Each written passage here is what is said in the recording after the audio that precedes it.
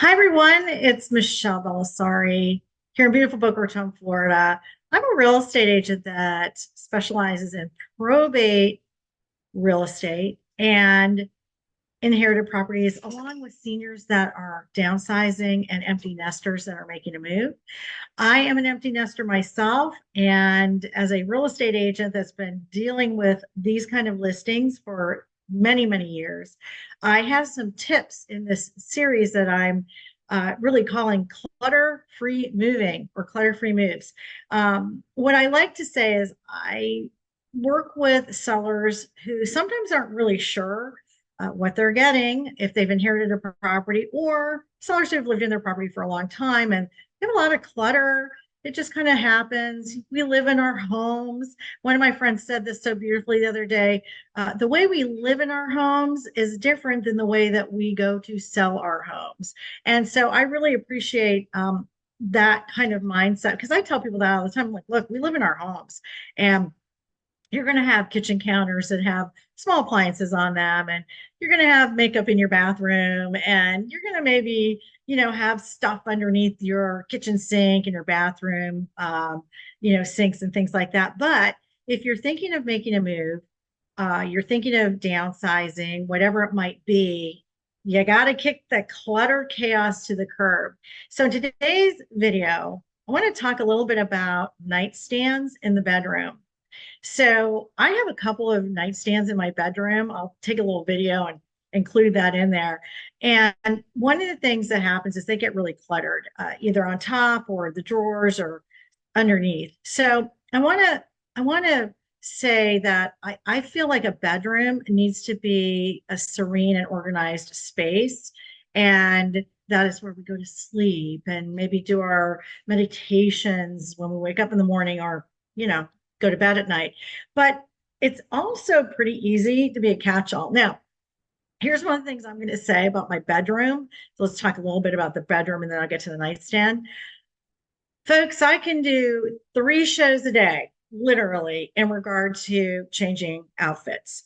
As a busy real estate agent, I also am the founder of Boca. It's a brand that I created a few years ago.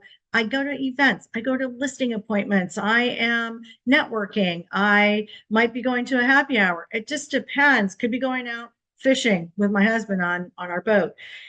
It just really depends. So my biggest catch-all, I know you're going to die laughing when you hear this, and I call it like my backup closet is my freaking tub. I have one of those big ass tubs that have the jets. And by the way, I am not the type of person that takes baths on a regular basis. I'm like a shower person. However, this tub has come in very handy when I have a ton of clothes because I tend to fling them and they go on my bed or they go on the chair and I grab them all. I throw them all in the tub. Nobody can see them because you can't see over the edge like typically.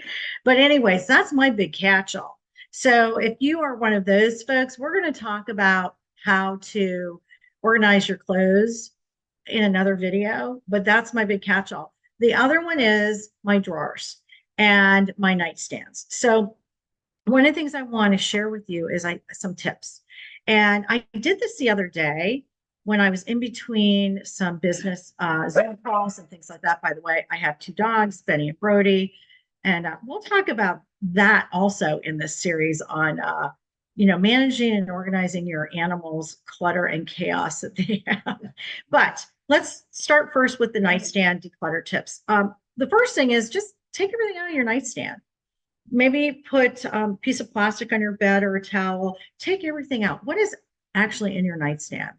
And sort them into, like I said, those categories where you're going to discard, you're going to donate, you're going to give to somebody, or you're going to keep, right? So four little boxes, bags, whatever you want to use to sort those out. Then I would say just keep the essentials that you really need in your nightstand. So things that you use daily, nightly, that kind of thing. For example, I keep reading glasses and extra earphones in my nightstand because I do listen to things on my phone frequently. And sometimes I just want to listen through my earphones. So I'm always doing that. I know some people keep notebooks and notepads and things. They wake up in the middle of the night, they want to make notes. That's totally fine.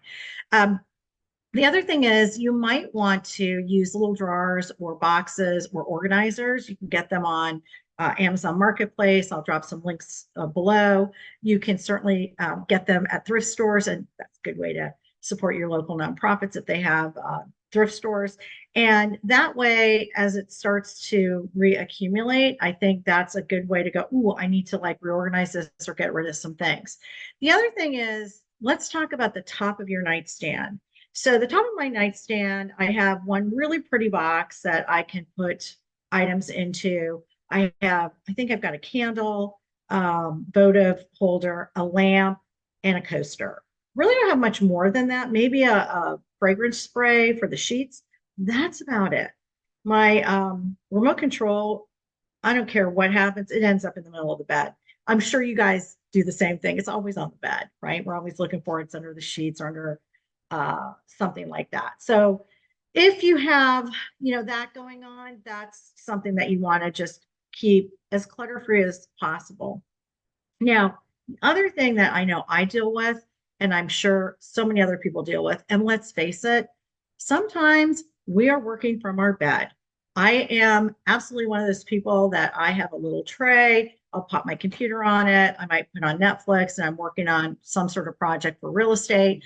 And so I have my cords, for my phone. As a matter of fact, like I've got a ton of like battery chargers for my phone. I'm always charging them.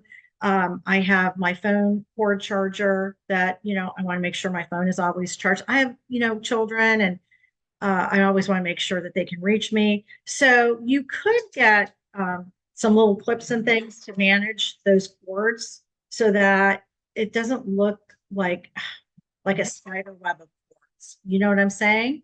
We're Ben, come over here. And that's a nice way to kind of keep all of the cords organized. And then you know what you have. So you have a battery charger cord, you have a phone charger cord. Maybe you have Alexa. I do have my Alexa, which is probably going to go on now, in my bedroom and in my office so that we can have music and things throughout the house. So that is the other thing that is in there. And I do have a strip. So I have a strip for all the plugs and cords and things like that. And the nice thing about that is it does stay very organized for me. So I would say make it a habit to kind of check the drawer.